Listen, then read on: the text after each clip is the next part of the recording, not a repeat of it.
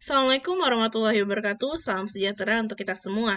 Saya Anissa Febrina SIKOM MIKOM, dosen pengampu mata kuliah Bisnis Digital Universitas Pembangunan Pancabudi. Pada hari ini kita akan membahas mengenai memulai bisnis digital. Dalam memulai bisnis digital itu dibutuhkan yang namanya ide bisnis, ya. Nah, bagaimana cara menemukan yang namanya ide bisnis? Menemukan ide bisnis baru itu perlu yang namanya proses brainstorming. Kemudian juga proses kesesuaian keterampilan serta minat kita dengan ide yang kita buat tersebut. Nah, ada beberapa hal yang perlu diperhatikan dalam menemukan ide bisnis. Pertama adalah alokasikan waktu khusus untuk melakukan yang namanya brainstorming ide. Ide bisa kita dapat di mana saja dan kapan saja. Jadi disarankan ketika kita misalnya melakukan kegiatan sehari-hari, kemudian terpikirkan dengan ide bisnis sesuatu, perlu yang namanya dicatat atau mungkin bisa dicatat di handphone dan lain-lain gitu ya. Nah, kemudian dari catatan-catatan ide tersebut, lakukan brainstorming dengan rekan-rekan bisnis Anda, gitu ya. Kemudian adalah pertimbangkan hal-hal yang menarik minat kita. Kita minat di bidang fashion mungkin, kemudian minat di bidang kuliner, sport, dan lain-lain. Nah, pertimbangkan minat-minat tersebut untuk dijadikan sebuah ide baru, gitu ya, untuk bisnis kita.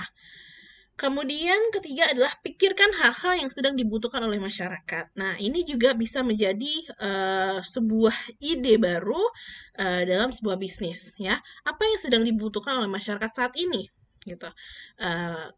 Mungkin masyarakat saat ini membutuhkan sebuah media yang mungkin contohnya mempermudah pekerjaan dan lain-lain. Nah, itu bisa dijadikan sebuah ide bisnis untuk kita, gitu ya. Itu contoh saja. Kemudian yang keempat adalah amati tren. Nah, tren apa yang sedang berkembang di kalangan anak muda atau di kalangan remaja, kalangan dewasa dan lain-lain. Amati tren, ya. Dengan cara mungkin melihat tayangan TV, kemudian melihat berita-berita di media sosial dan lain-lain, ya. Itu salah satu cara supaya kita bisa menemukan ide baru, gitu ya. Kemudian pertimbangkan kebutuhan kita sendiri. Apakah ide baru yang sudah kita temukan ini misalnya bisa mempermudah pekerjaan kita, bisa memenuhi kebutuhan kita. Nah, itu juga menjadi pertimbangan, ya, mempertimbangkan kebutuhan kita sendiri dengan menemukan ide bisnis baru. Itu tadi beberapa alternatif ataupun cara dalam menemukan ide bisnis baru. Kemudian kita masuk ke riset pasar. Riset pasar adalah proses mengevaluasi kelayakan suatu produk atau layanan baru melalui riset yang dilakukan secara langsung dengan konsumen potensial.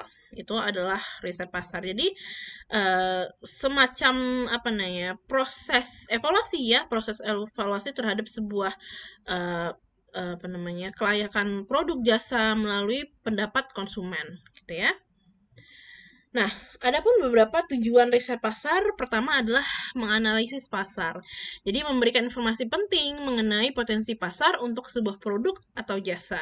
Jadi informasi ini mencakup konsumen potensial, pasar potensial, lokasi bisnis, bahkan juga informasi mengenai kompetitor. Kemudian yang kedua tujuannya adalah menganalisis tanggapan pasar terhadap produk. Jadi dengan memberikan informasi perkiraan potensi sebuah produk atau jasa di pasar, kemudian juga dilakukan proses pengkajian, ya, sebelum produk ataupun jasa diluncurkan. Jadi misalnya kayak dilakukan survei dulu, gitu ya. Kemudian tujuan ketiga adalah menganalisis efektivitas promosi, yaitu membantu perusahaan dalam memilah dan memilih media promosi apa yang paling efektif. Apakah media televisi, media cetak, ataupun radio, bahkan mungkin saja bisa media sosial. Jadi menganalisis bagaimana efektivitas media promosi. Kemudian terakhir adalah menyusun strategi. Jadi pengkajian perencanaan strategis dapat memberikan informasi mengenai tingkat pertumbuhan pasar yang telah ada dan menemukan berbagai produk dan jasa yang sukses di sebuah pasar. Ini biasanya dilakukan oleh perusahaan-perusahaan yang sudah mapan ya untuk menyusun strategi. Itu adalah 4 tujuan dari riset pasar. Selanjutnya kita akan langsung membuat proposal bisnis digital. Jadi saya sudah mengirimkan ke WA group ya masing-masing kelas apa namanya tata cara ataupun kerangka proposal digital bisnis atau bisnis digital.